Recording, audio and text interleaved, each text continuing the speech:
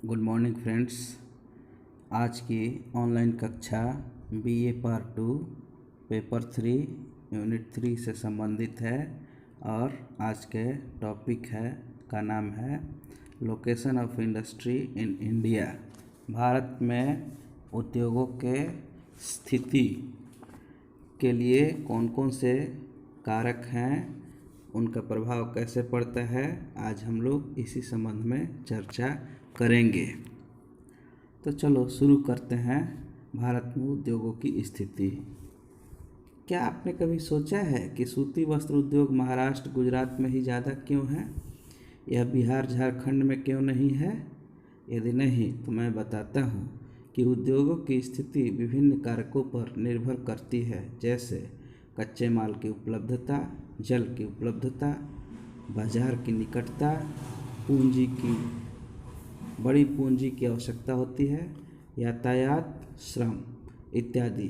कच्चे माल और उद्योगों के प्रकार में स्ट्रॉन्ग रिलेशनशिप होता है। तो चलिए देखते हैं कि विभिन्न कारकों का उद्योगों की स्थिति पर कैसे प्रभाव पड़ता है। कच्चा माल। जिन उद्योगों में कच्चे माल भारी होते हैं और उनका प्रोसेसिंग में वजन ह्रास होता है, तो उनसे संबंधित उद्योग उन्हीं क्षेत्रों में स्थापित होते हैं, जैसे iron and steel industries, sugar industry. ये सभी उद्योग वजन ह्रास उद्योग हैं। कहने का मतलब आयरन एंड स्टील में आयरन और लौह अयस्क और कोयला दोनों की ज़रूरत पड़ती है और दोनों बहुत भारी होता है और इनका वजन ह्रास होता है। तो ये ऐसे ही क्षेत्र में स्थापित होते हैं जहाँ इनके उत्पादन केंद्र नज़दीक हों, या यूँ कहें कि इनके खान नज़दीक हों। इसी प्रकार आप लोग चीनी उद्योग के बारे में समझ सकते हैं कि इसके लिए गन्ना को खेतों से काट कर बैलगाड़ी या ट्रैक्टर के माध्यम से चीनी मिल तक पहुंचाया जाता है। और आप कल्पना कीजिए कि एक ट्रैक्टर गन्ना से या फिर एक बैलगाड़ी गन्ना से कितना चीनी तैयार होता होगा। इसका मतलब ये है कि इसमें वजन का ह्रास होता है।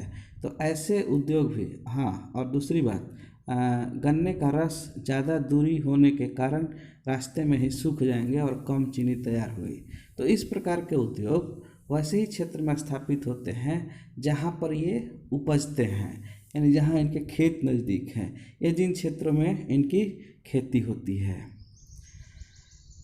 आयरन एंड स्टील इंडस्ट्री की बात करें तो इनकी भी स्थापना भारत में बोकारो, दुर्गापुर, भद्रावती, भिलाई आदि जगहों पर हुई है और ये जगह इनके खान से, जहाँ से निकाले जाते हैं, उनसे ज़्यादा दूर नहीं है। इसी प्रकार बहुत सारे ऐसे उद्योग होते हैं जिसमें पेरिसेबल रॉ मटेरियल की आवश्यकता होती है, यानी कि जो सड़ने गलने वाले, जल्दी ख़राब होने वाले कच्चे माल होते हैं, उनकी आवश्यकता होती है। तो ये सभी भी उन्हीं के नज़दीक स्थापित किए जाते हैं जहाँ से ये आसानी से मिल पाते हैं।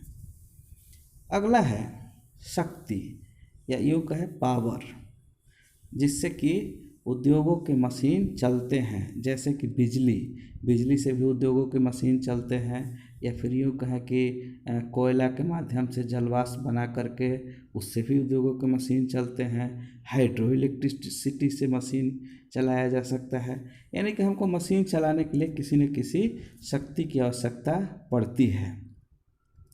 इसलिए उद्योगों की स्थापना के पूर्व इनका भी ख्याल रखा जाता है। कुछ उद्योगों को ज़्यादा बिजली की आवश्यकता होती है, जैसे एल्यूमीनियम उद्योग और सिंथेटिक नाइट्रोजन उद्योग। ऐसे उद्योगों के लिए बिजली बहुत अधिक ज़रूरी होता है, ज़्यादा मात्रा में खपत होती है, तो ये भी बिजली के केंद्रों के पास ही स्थापित किए जाते हैं। जल की उपलब्धता। बहुत सारे ऐसे उद्योग हैं जिसमें जल की भारी मात्रा में आवश्यकता होती है, अतः ऐसे उद्योग नदियों के किनारे स्थापित किए जाते हैं, या फिर जहाँ जल की आसानी से उपलब्धता हो वहाँ पर स्थापित किए जाते हैं। सूती वस्त्र, चमड़ा उद्योग इत्यादि आप देखेंगे भारत में तो ज़्यादातर नदियों के किनारे ही स्थित है, जैसे आगरा, कानपुर इत्यादि। बाजार, भारी मशीन, इनके पुर्जे बनाने वाले उद्योग बाजार के नज़दीक ही स्थापित किए जाते हैं। इसी प्रकार सूती वस्त्र उद्योग में भी कच्चे माल का वजन ह्रास नहीं होता है, अतः इनको भी बड़े बाजारों के नज़दीक ही स्थापित किए जाते हैं। जैसे मुंबई, अहमदाबाद, सूरत में सूती वस्त्र के केंद्र हैं और ये सभी अपने आप में एक बड़े बाजार भी हैं। पेट्रोलियम शोधनशाला भी बड़े बाज़ारों में ही होता है, क्योंकि कच्चे तेल का आयात आसान है। जैसे कि कच्चे तेल को पाइपलाइन के माध्यम से शोधनशालाओं तक पहुंचा दिया जाता है और शोधनशाला में तेल को शोधन करने के बाद कई प्रकार के उत्पाद तैयार होते हैं और वे भी कई उद्योगों में सहायक सामग्री के रूप में उपयोग किए जाते हैं। अतः इनका केंद्र भी बाजार के ही नज़दीक स्थापित किया जाता है। उदाहरण के तौर पर देख लीजिए, बरौनी, मथुरा आदि इनके उदाहरण हैं और यहाँ से बहुत सारे उद्योगों के लिए उत्पाद भेजे जाते हैं। बड़े शहरों के बंदरगाह भी पेट्रोलियम शोधनशाला की स्थापना में महत्वपूर्ण भूमिका अदा करते हैं, क्योंकि बड़े बंदरगाह अक्सर बड़े बाजार भी होते हैं और वहाँ पर कच्चे तेलों का लाना और वहाँ से फिर उत्पादित माल को भेजना भी आसान होता है। यातायात, क्या कभी आपने सोचा है कि दिल्ली, मुंबई, कोलकाता, चेन्नई आदि शहरों में उद्योगों का जमावड़ा क्यों है? यदि नहीं तो जान लो, यहाँ यातायात का काफ़ी पहले ही विकास हो चुका था और ये सभी रेलवे के ट्रंक रूट से जुड़े हुए हैं। हालांकि रेलवे के विस्तार ने उद्योगों को भारत के अंदरूनी भागों में भी उद्योगों को स्थापित करने में मदद किया, इसलिए यातायात भी महत्वपूर्ण भूमिका अदा करता है। अगला है श्रम या लेबर। क्या बिना श्रमिक के या फिर बिना लेबर के आप उद्योगों की कल्पना कर सकते हैं? नहीं, यह शायद नामुमकिन है। लेकिन भारत इस मामले में बहुत ही खुशनसीब है कि यहाँ पर श्रम इसके भारी जनसंख्या के कारण आसानी से उपलब्ध हो पाते हैं। आपको पता ही होगा कि उत्तर भारत की घनी आबादी श्रम का कार्य करने के लिए पूरे भारत में मशहूर है या फिर पूरे भारत में जाने जाते हैं। अगला कारक है ऐतिहासिक कारक। इसमें हम ऐसे बिंदुओं की चर्चा करते हैं जिसमें कि पहले से ही कई उद्योग चले आ रहे हैं और उनके इर्द गिर्द भी कई उद्योग स्थापित होते हैं। ये कोई नया केंद्र नहीं होता है। आखिर मुंबई, चेन्नई और कोलकाता में ही अधिक उद्योग केंद्रित क्यों रहे हैं? इसका कारण यह है कि उपनिवेश काल में यूरोपियंस ने, यानी कि यूरोप से आने वाले अंग्रेज लोग या फिर फ्रेंच लोग, इन्हीं स्थानों पर इनको स्थापित किया और ये सभी बंदरगाह भी थे। तो बंदरगाह था तो उनको आना भी आसान था और वहाँ से माल को ले जाना भी आसान था। हमारे देश के पुराने उद्योग केंद्र, जैसे कि बहुत सारे जगहों पे मलमल का केंद्र था, सूती वस्त्र का केंद्र था, कालीन का केंद्र था, तो उनको ब्रिटिश उत्पादों से कड़ा टक्कर लेना पड़ा। यानी कि जो अंग्रेज अपने यहाँ माल बना करके लाते थे उनसे इनको टक्कर लेना पड़ा। हालांकि इससे कई केंद्र बिखर गए और कई केंद्र उभर करके सामने आए और विकास भी किया।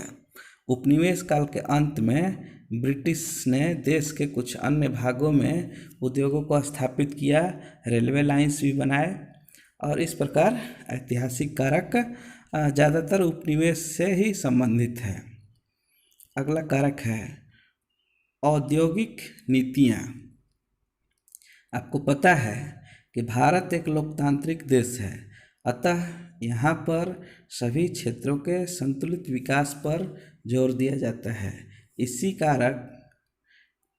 का परिणाम है कि भिलाई और राउरकेला जैसे आदिवासी और दूर दराज क्षेत्रों में लौह इस्पात उद्योग की स्थापना की गई ताकि उन पिछड़े इलाकों का भी समुचित विकास हो सके। उद्योगों को भारत के उद्योगों को कई इंसेंटिव भी दिए गए कि वे जा कर के पिछड़े इलाकों में अपने उद्योगों को स्थापित करें। इस प्रकार हम देखते हैं कि उपरोक्त सभी कारक, अभी मैं जितना भी आप लोगों को बता चुका हूँ, ये सभी कारक भारत जैसे विशाल देश में किसी भी उद्योग की स्थापना के लिए महत्वपूर्ण हैं और महत्वपूर्ण भूमिका अदा करते हैं। इनमें से किसी भी एक कारक को छोड़ करके उद्योग की स्थापना करना बड़ा ही मुश्किल है। इसलिए उद्योगों की स्थापना के पूर्व इन सभी कारकों को ध्यान में रखा जाता है और उसके बाद एक बड़ी पूंजी की आवश्यकता होती है।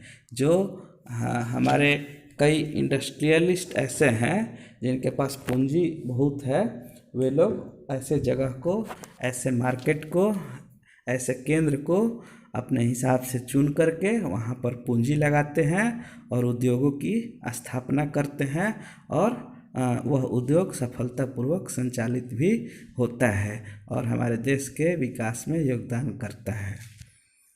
बहुत बहुत धन्यवाद।